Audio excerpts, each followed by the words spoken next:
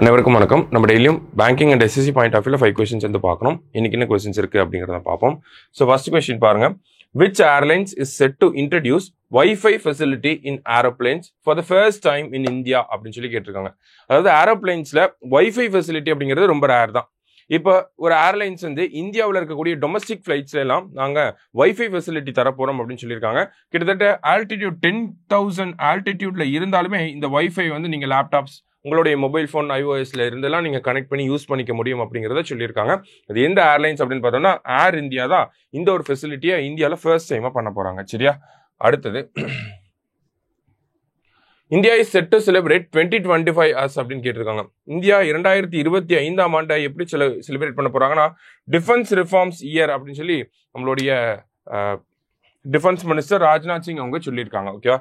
Defence reforms இயரா இருக்கும், பாதுகாப்பு சீர்திருத்த ஆண்டாக இருக்கும் அப்படின்னு சொல்லியிருப்பாங்க. சரியா?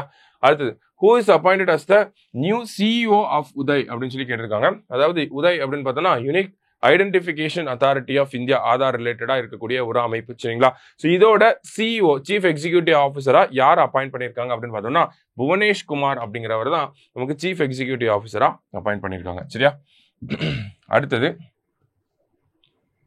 Fasal Bima Yojana and restructured weather-based crop insurance scheme has been extended till அப்படின்னு கேட்டிருக்காங்க. ஸோ ரெண்டுமே பார்த்தோம்னா கிராப் இன்சூரன்ஸ் ஸ்கீம் தான். ஃபாசல் பீமா யோஜனாவும் கிராப் இன்சூரன்ஸ் தான்.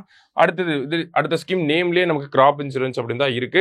ஸோ இந்த ரெண்டு ஸ்கீமையுமே வந்து 15th ஃபினான்ஸ் கமிஷனோட டைம் பீரியடுக்கு ஈக்குவலண்டா எக்ஸ்டெண்ட் பண்ணியிருக்காங்க. ஸோ அந்த 15th ஃபினான்ஸ் கமிஷனோட ஒர்க்கிங் பீரியட் பார்த்தோம்னா 2025-26 வரைக்கும் இருக்கும். ஓகேங்களா?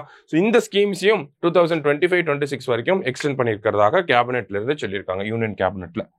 லாஸ்டா, which state in India has high school dropout rates as per UDC plus report அப்படின்னு கேட்டிருக்காங்க. ஸோ இந்த UDC அப்படின்னு பார்த்தோம்னா unified district information system for education அப்படின்னு சொல்லுவாங்க. Unified district information system for education அப்படிங்கிறதா இந்த யுடிசி ரிப்போர்ட். இந்த யுடிசி ரிப்போர்ட் படி எந்த ஸ்டேட்ல அதிக ஸ்கூல் டிராப் அவுட்ஸ் இருக்கு அப்படின்னு பார்த்தோம்னா பீகார்ல தான் அதிகமான ஸ்கூல் டிராப் அவுட்ஸ் இருக்கிறதா சொல்லியிருக்காங்க. சரியா? ஸோ இன்னைக்கு 5 கொஸ்டின்ஸ் பார்த்துருக்கோம். தேங்க்யூ.